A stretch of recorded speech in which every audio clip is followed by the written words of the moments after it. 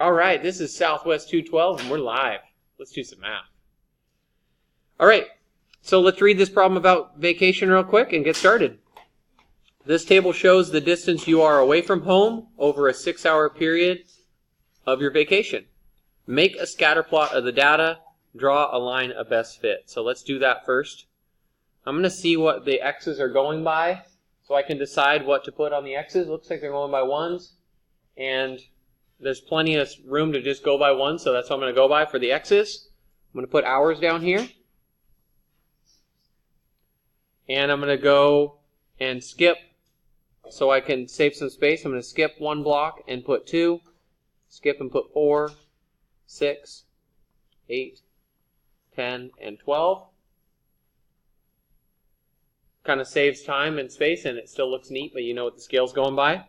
For the y's, that's my distance in miles. And I'm going to need to pick something to go by. I need to know how many blocks I have available to spread out 344 over.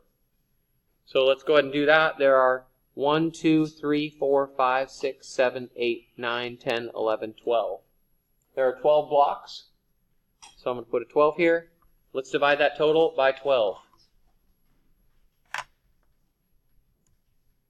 So 344 divided by 12.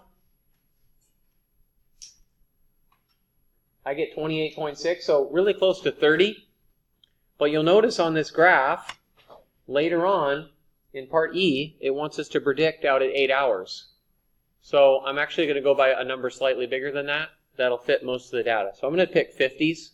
50s are close to 30s, and my data will still be spread out enough on the graph.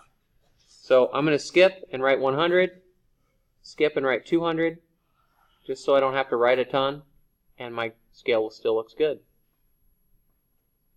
All the way up to 600. Now I need to plot these points on the graph, and then we'll get our line of best fit on there. So 1 and then up 62, so just above 50. 2 is at 126, that's right in the middle between 100 and 150. 3 and 188. I'm just kind of estimating the best I can. 4 and 228. 5 and 280. And 6 and almost 350, right up next to 350. And now I'm going to draw my line of best fit on there. Through my points the best I can.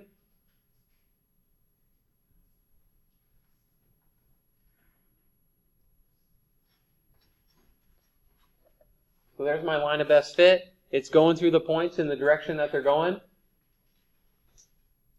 There's not really any points above and below because they're so lined up. They're pretty precise.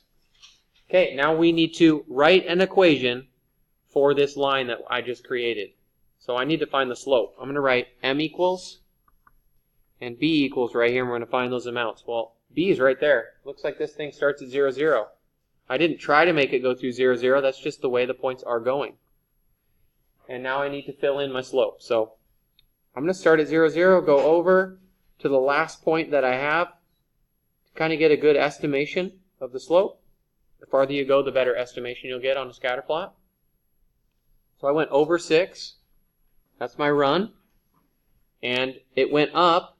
I know it went up 344, but I'm just going to round it to 350. Pretty much, it goes over 6 and up 350. It doesn't have to be perfect. Just a line of best fit. So I'm going to divide that on my calculator to reduce that down. 350 divided by 6. So I'm going to say the slope is 58, just to keep it simple. So our equation will be y equals 58x plus 0. About how many miles per hour do you travel? We got it right there with our slope. 58 miles per hour. D, about how far from home were you when you started? So that would be what we have on the end here. And looking at the graph, either we're like 1 mile away from home and I can't tell and we're filling up gas, or we just leave from home and our car's full. We already got filled up. So I'm just going to say we are at home.